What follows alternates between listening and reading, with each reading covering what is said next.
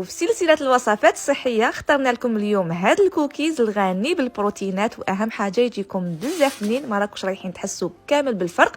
رايح نخلي لكم كل مقادير مكتوبه بالتفصيل اسفل الفيديو. هاد الكميه رايح دير لكم 16 حبه من وزن 30 غرام.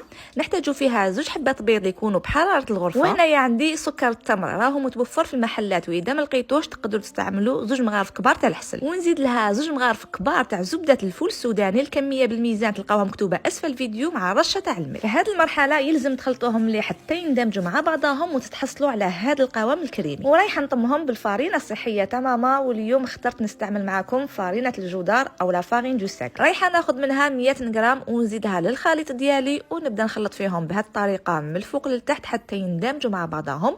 وفي الاخير نزيد لها 80 غرام تاع شوكولاته سوداء، وتقدروا تزيدوا حتى الزبيب والمكسرات. ورايحين تحصلوا على عجينه اللي تكون بهذا القوام.